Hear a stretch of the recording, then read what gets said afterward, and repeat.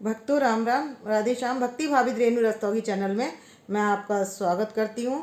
तो आप सभी को अब आ रहा है चंद्र ग्रहण। 8 तारीख को चंद्र ग्रहण आ रहा है। तो आपको लड्डू गोपाल जी की सेवा किस तरीके से करनी है तो उसी की वीडियो बताने जा रही हूँ। और गंगा स्नान जो हमारा चालू हो जाता है वो एकादशी से चालू हो जाता है और इस बार चतुर्दशी तक रहेगा। और चतुर्दशी तक इसलिए रहेगा क्योंकि हमारा 8 तारीख को पड़ रहा है चंद्र ग्रहण।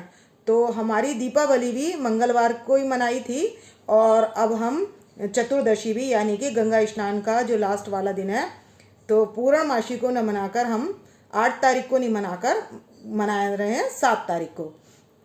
वृंदावन में भी जो हम फेरी लगाते हैं या मतलब 84 कोस की लगाते हैं या गिरिराज परिक्रमा लगाते हैं तो वो भी एकादशी पर बहुत महत्व होता है, इसलिए वहाँ पर लगाई जाती है परिक्रमा।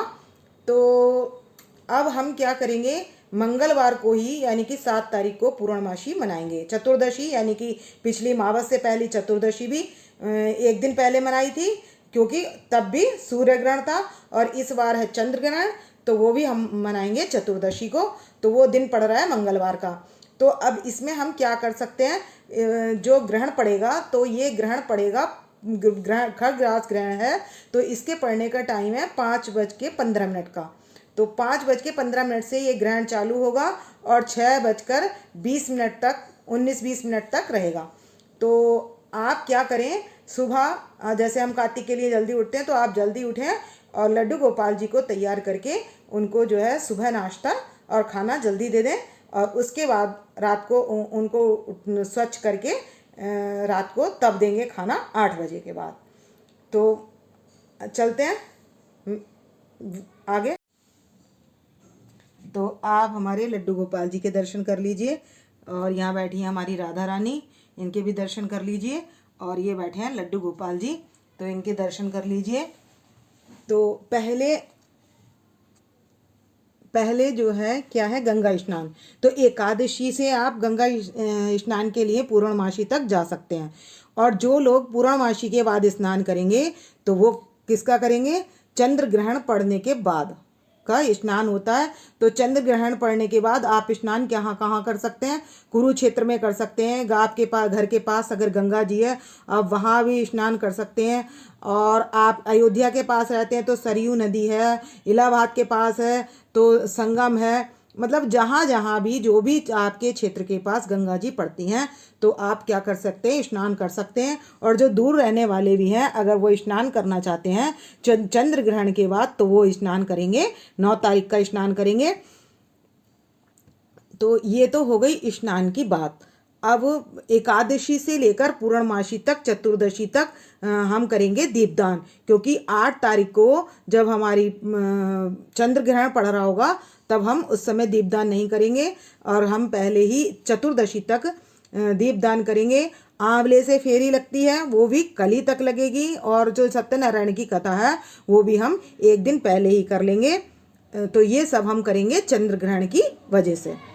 तो कल ही हमारी पूरी फेरियाँ, पंचभिकु की कथा भी हमारी कल तक ही होगी। और उसके बाद जो हम परसों को करेंगे तो वो हमें जो याद है या हम जैसे वीडियो में है तो उससे सुन सकते हैं, तो हम ये कर सकते हैं। तो अब कराते हैं इनको थोड़ा श्रृंगार। पहले तो सब 4-4-5 दिन की मतलब एकादशी से लेकर पूर्णमासी तक की गंगा नहा लेते थे। टाइम होता भी था, अब छुट्टियां भी नहीं होती बच्चों की, तो आपको जैसा भी हो आप उस भाव से नहा सकते हैं।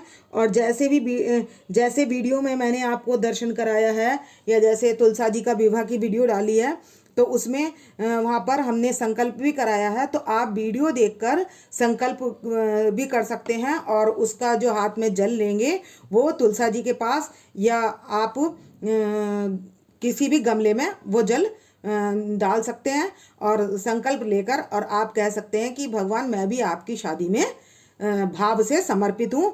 और आप उस तरीके से और ये ब्राह्मण के मुख से सुनी हुई ज़्यादा अच्छी होती है सामूहिक पूजा। तो जो हम संकल्प के पैसे होंगे, हम संकल्प करते समय पैसे ले लेंगे, जैसे तो वो हम किसको दे देंगे? ब्राह्मण को दे देंगे। और जैसे बड़ी माताएं हैं और जिनसे नहीं भी जाया जा सकता, तो वो भी घर बैठे संकल्प करके और ब्राह्मण को दे सकती हैं पैसे दान। और इस दिन क्या होता है कि जो हम बाती होती हैं 365, तो वो या तो आप गंगा जी पर, तो आप जला सकते हैं 365 बाती गंगा जी पर। और अगर वहाँ भी नहीं जला पाए हैं तो ये होते हैं 5 दिन। तो इन 5 दिनों में एकादशी से लेकर नरक चतुर्दशी तक, तो ये जो चतुर्दशी होती है, नरक चतुर्दशी दीपावली से पहले पड़ती है, और ये चतुर्दशी जो होती है तो इस पर हम जला सकते हैं दीप। तो इस पर हम इनमें से किसी दिन भी हम दीप जला सकते हैं 362 बाती का। अब और इस बार इलाहाबाद में भी ना काफ़ी भीड़ है और वहाँ मनाई जा रही है दीप दिवाली। तो इन 5 दिनों में तुलसा जी की शादी से लेकर पूर्णमासी तक इनका होता है रोज श्रृंगार। और इनका श्रृंगार होने के कारण ये रूप दिवाली भी कही जाती है लक्ष्मी माता, तुलसी माता के लिए।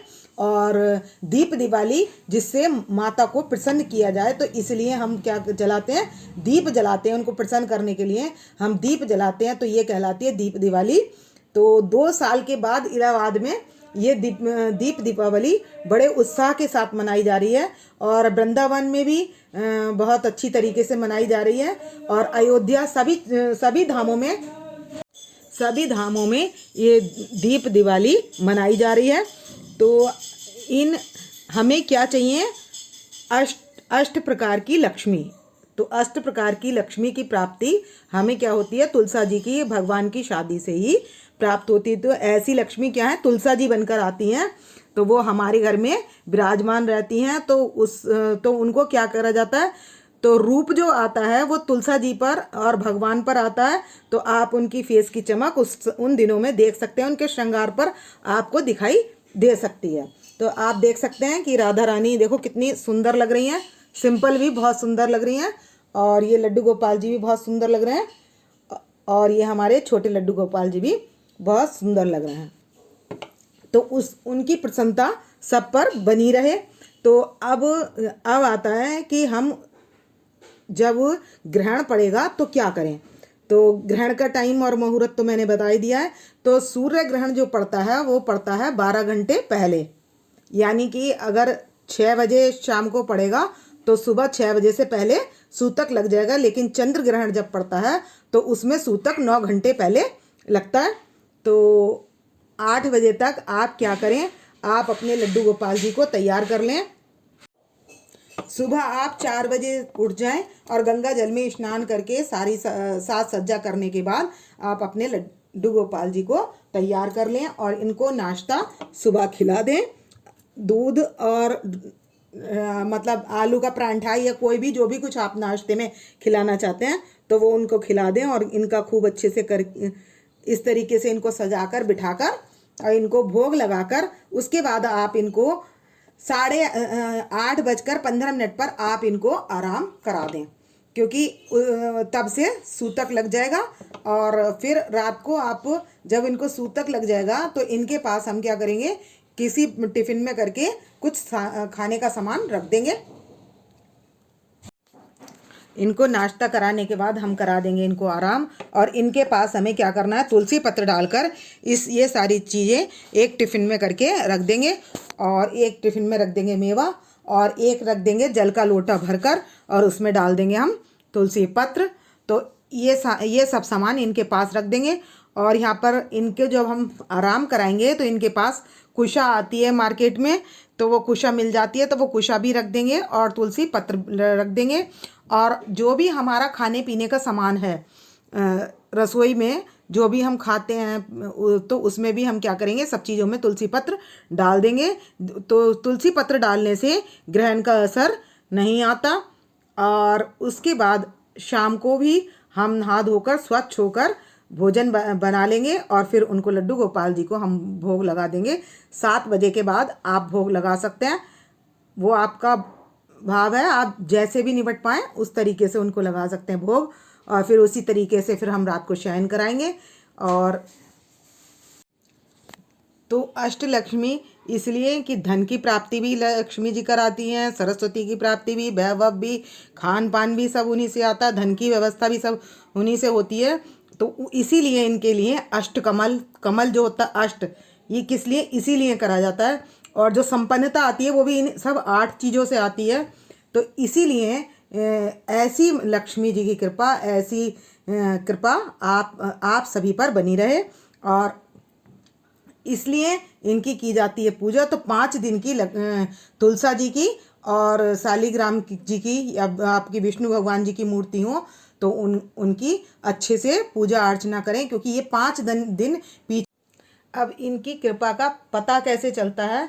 तो जब हम इनको श्रृंगार कराते हैं और जब इनके दर्शन करते हैं तो बिना किसी बात के सोच विचारे कि हम ये पहले से सोच लें कि ये सुंदर लग रहे हैं, ऐसा नहीं।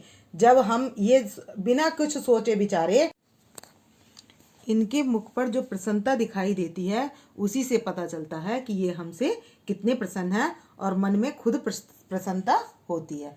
तो आप देख सकते हैं इनकी स्माइल।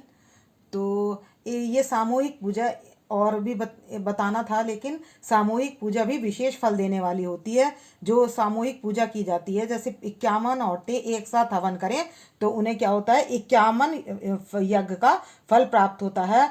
और एक साथ 51 औरतें तुलसा जी के विवाह में शामिल हों तो क्या होता है, उन्हें 51 तुलसा जी के विवाह का फल प्राप्त होता है। यदि आपको मेरी वीडियो पसंद आए तो प्लीज़ लाइक करें, सब्सक्राइब करें और शेयर करना ना भूलें। भक्तों राम राम, राधे श्याम।